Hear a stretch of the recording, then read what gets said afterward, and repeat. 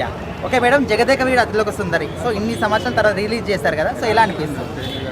అది ఒక బ్లెస్సింగ్ అనిపిస్తుంది. ఇలాగే పాత క్లాసిక్స్ని మళ్ళీ మళ్ళీ ఈ జనరేషన్ చూసేలా చేయడం అనేది ఇట్స్ అ బ్లెస్సింగ్ అండి. ఈ జనరేషన్ వాళ్ళకి చాలా మందికి తెలియదు. 3D 4K కన్వర్ట్ చేసి ఇచ్చారు కదా, సో ఎక్స్పీరియన్స్ ఎలా అనిపిస్తుంది? బాగుందండి. అంటే ద క్లారిటీ కొంచెం కాంప్రమైజ్ అయింది. డెఫినెట్గా ఆఫ్టర్ దిస్ మనీ ఇయర్స్ వాళ్ళు పర్ఫెక్ట్గా రీస్టోర్ చేయలేకపోవచ్చు, but they did fantastic job. కొన్ని చోట్ల పాపం క్లారిటీ డెఫినెట్గా దెబ్బతిన్నది, కానీ చాలా బాగుంది. Experiences out of the world experience. అంటే ఈ సినిమా మొత్తంలో మీకు ఏది అంటే ఏది సన్నివేశాలు ఎక్కువ ఇష్టం?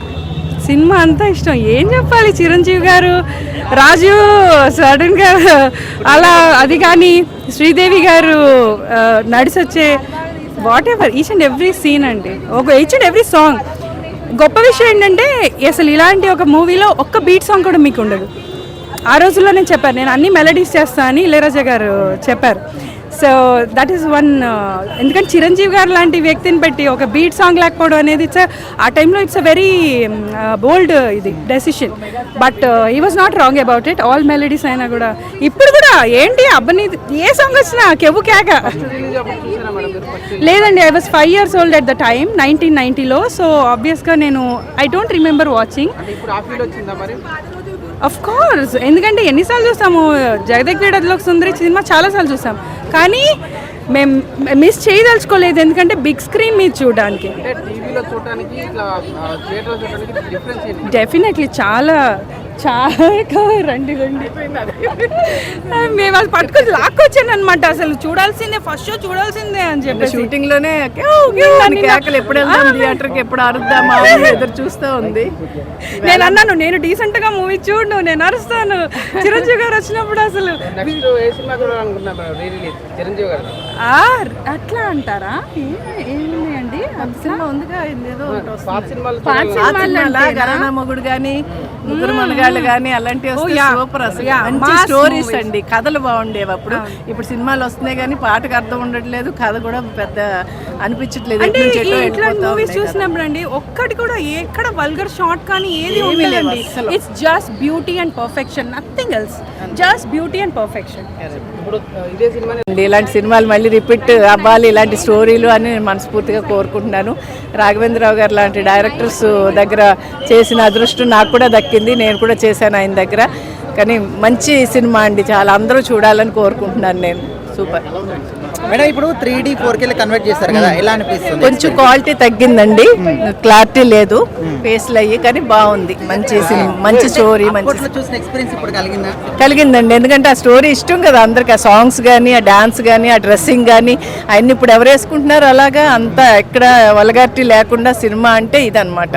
సూపర్గా ఎక్స్పోజింగ్ చేశారు, శ్రీదేవి గారు చేయలేదని అన్ను, కానీ అది ఎక్స్పోజింగ్ లాగే ఉండదు మనకి.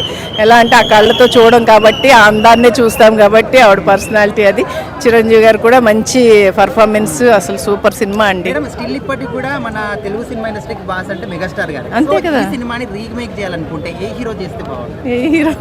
వాళ్ళ అబ్బాయేనేమో, రామ్ చరణ్ గారే అనుకుంటాను నేనైతే. అంటే ఆ స్టైల్ కొంచెం ఉంది కదా, ఎలా చూడడం టక్ అని అన్నీ కొంచెం ఉన్నాయి కాబట్టి ఆయన చేస్తే బాగుంటుందేమో అనిపిస్తుంది నాకు.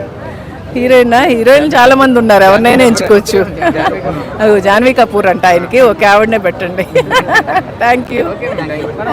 తర్వాత చూడలేదు, మళ్ళీ ఇన్ని సంవత్సరాలకి రిలీజ్ అనేసరికి ఫ్యామిలీతో కలిసి చూడాలి, పిల్లలతో కలిసి చూడాలని చెప్పేసి వచ్చాను. చాలా ఫుల్ ఎంజాయ్, ఎందుకంటే ఫస్ట్ నుంచి మూవీ ఎండింగ్ వరకు కూడా అసలు ఎక్కడ కూడా బోర్ ఫీల్ అవ్వలేదు.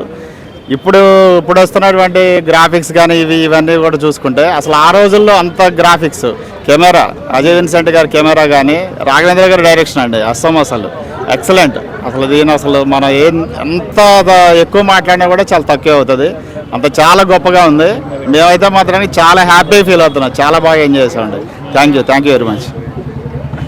ఎలా ఉంది ఇప్పుడు? అంతే నీట్గా ఉంది, బాగుంది. ఇప్పుడు 35 years తర్వాత ఇప్పుడు 3D 4K కన్వర్ట్ చేస్తారు కదా, ఆ ఎక్స్పీరియన్స్ ఈ ఎక్స్పీరియన్స్ ఎట్లా అనిపిస్తుంది? ఓల్డ్ లాగే అనిపించింది కానీ బాగానే ఉంది, కొత్తగా ఏమేం లేదు కానీ బాగానే ఉంది. అంటే ఏ విధంగా ఎక్స్పీరియన్స్ చేస్తారు థియేటర్లో? అంటే ఇంకా మూవీ మెగాస్టార్ మూవీ అంటే ఇంకా ఎలా ఉంటుంది, బాగుంటుంది కదా. చాలా బాగున్నారు, అప్పుడు ఇప్పుడు ఎప్పుడైనా అట్లాగే ఉంటాడు ఆయన. అన్న ఇప్పుడు ఈ జనరేషన్ లో ఇలాంటి సినిమాలు ఎక్స్పెక్ట్ చేయవచ్చా? బాగుంటుంది ఇట్లాంటి సినిమాలు వస్తే ఈ జనరేషన్లో ఇంకా బాగుంటుంది. ఎందుకంటే ఎటువంటి ఎక్స్ట్రాస్ ఏమి ఉండవు కాబట్టి నీట్గా ఉంటుంది. ఒకవేళ ఇదే సినిమాని రీమేక్ చేస్తే ఏ హీరో హీరోయిన్ చేస్తే బాగుంటుంది? రామ్ చరణ్, శ్రీదేవి వాళ్ళ కూతురు ఉంది కదా, Janhvi Kapoor. Janhvi Kapoor.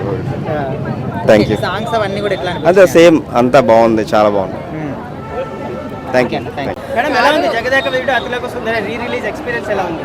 Mind blowing 8K క్లారిటీతో చాలా బాగా తీశారు. అండ్ ఇలాంటి మూవీస్ రామ్ చరణ్ గారు తీస్తే ఇంకా బాగుంటుందని కోరుకుంటున్నాము.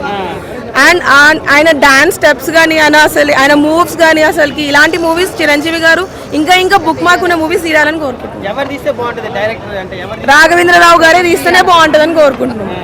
ఎందుకు అంటే ఓకే ఇద్దరు కలిసి తీస్తే ఇంకా బాగుంటుందని కోరుకుంటున్నాం. సో అప్పటిది స్టైల్ ఇప్పటిది స్టైల్ రెండు కలిపి మిక్స్ అండ్ మ్యాచ్ వింటేజ్ లాగా తీస్తే బాగుంటుందని. ఎవరు మళ్ళా చేస్తే బాగుంటుంది అంటారు? రామ్ చరణ్ గారు తీస్తే బాగుంటుంది అనుకుంటున్నాం.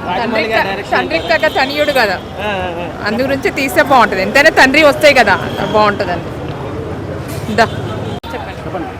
ఎలా ఉంది జగదేక వీరుడు అతిలోక సుందరి? చాలా బాగుంది. రీ రిలీజ్ అయినందుకు చాలా హ్యాపీగా ఉంది. Thank you.